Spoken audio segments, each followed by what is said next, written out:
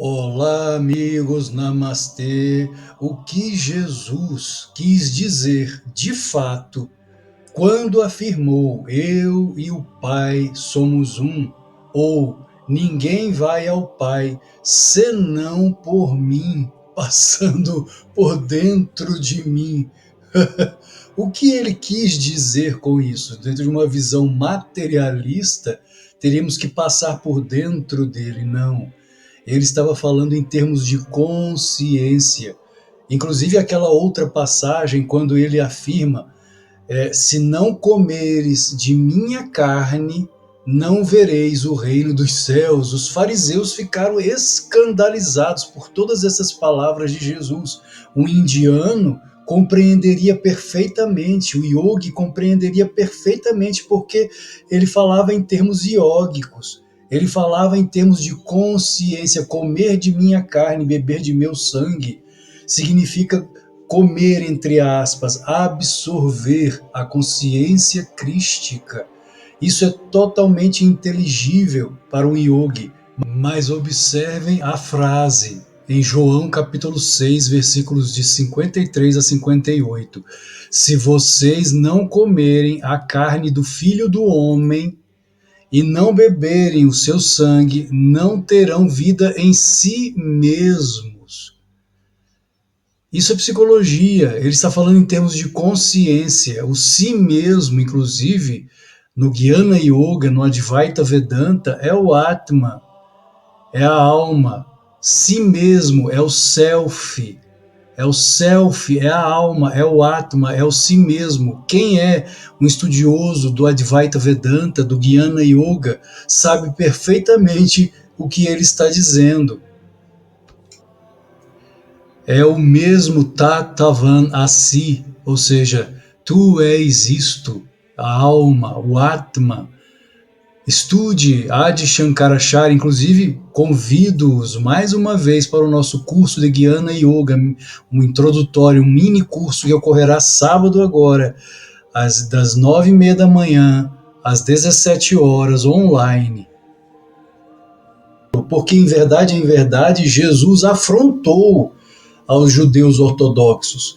Ele afrontou aqueles de visão curta que eram incapazes de enxergar, de compreender o que ele falava sobre consciência. Naquela época não havia psicologia como nós temos nos dias atuais. Nós, em pleno século XXI, com o advento da psicologia no século XX, já deveríamos compreender há muito tempo, pelo menos desde o advento da psicologia, que Deus não é um homem. Jesus foi um homem, como Jadava foi um homem, Jadava, o Krishna, como Siddhartha, o Buda foram homens. Jesus foi um homem, mas foi um homem que realizou Deus, que realizou a consciência na Índia, conhecida como Kutastha Chaitanya, ou consciência de Vishnu, ou consciência de Krishna, que aqui no Ocidente ficou conhecida como consciência de Cristo, ou Cristo, o Filho unigênito, Kutastha Chaitanya, ou consciência crística. Ele falava em termos de consciência, como um avatar, uma divina encarnação. O que é a divina encarnação? Não, a divina encarnação não é que o ser sagrado desceu.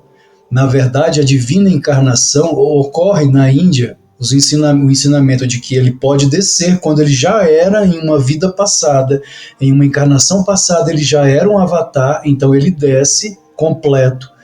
E pode ser que nesta encarnação ele já está a ponto de se tornar um avatar, ele é um Siddha, ele é mais do que um Jivamukta, ele é um Siddha, é um Paramukta, supremamente liberto, ele encarna. E durante a sua existência, por seu mérito kármico, Punya Karma, ele se torna então um avatar. Existem os avatares Skanda, que são encarnações parciais de Deus, ou seja, tem consciência parcial da unidade com Deus, com a consciência cósmica, e os avatares Purna, que são consciências plenas, totais de Deus na Terra. É o caso de Jesus, são os casos de Jesus, de Krishna, que veio 3.000 anos antes de Jesus, ou seja, 5 milênios, e afirmou: eu sou o pai deste universo. Ele tinha consciência plena de ser um Pratyagatma. Pratyagatma é aquele que tem consciência de ser a própria alma, o Atma. E o Atma é Brahman. O Atma é uma pegada de Brahman, é uma chispa de Brahman, é a nossa alma. Krishna tinha essa consciência plena de ser um Pratyagatma, de ser a alma. Por isso a alma é semelhante ao Pai, a Brahman. Ele afirmou: eu sou o Pai deste universo, a Mãe, o sustentador, a Silabaon, o Senhor. Então, quando Jesus afirma: eu e o Pai somos um, em verdade, ele estava afrontando, batendo de frente contra a ortodoxia judaica de seu tempo, que negava que o homem pode ser Deus, que o homem pode realizar Deus. Nem mesmo para a ortodoxia, nem mesmo Moisés afirmou tal coisa, nem Abraão afirmou tal coisa. Como que este homem revestido de carne e ossos vem dizer que é o Filho de Deus? Isso é uma heresia, mas não o seria na Índia. Se Jesus falasse o mesmo na Índia, ele não seria considerado herege, ele seria considerado um avatar, uma encarnação divina. Ninguém vai ao Pai senão por mim, é o Cristo, é a consciência de Vishnu, falando por intermédio do corpo humano, o Filho do Homem, chamado Jesus. Ninguém vai à consciência cósmica, Nirvikalpa Samadhi, se não passar primeiro pelo Savikalpa Samadhi, que é a consciência de Vishnu, a consciência do Filho. A consciência cósmica é Brahman, Nirvikalpa Samadhi. A consciência do Filho é Savikalpa Samadhi, Kutastha Chaitanya. Então, quando ele diz eu e o Pai somos um, ele estava em verdade batendo de frente contra a ortodoxia.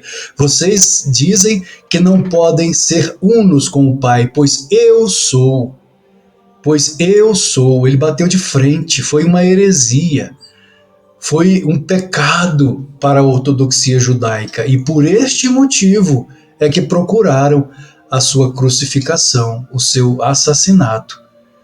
Mas quando ele afirmou, eu e o Pai somos um, ele fez uma afirmação que vem de Aham Brahmasmi, que vem do Jnana Yoga, que vem do Advaita Vedanta, a união do pequeno eu com o eu maior, a própria etimologia da palavra yoga, união do pequeno eu com o eu maior. Eu e o Pai somos um. Eu quer dizer o ego, em união com a consciência cósmica dentro de mim. Esse é o verdadeiro significado de eu e o Pai. Somos um, uma encarnação divina, a encarnação do Verbo, como Krishna, como Buda e todos nós também.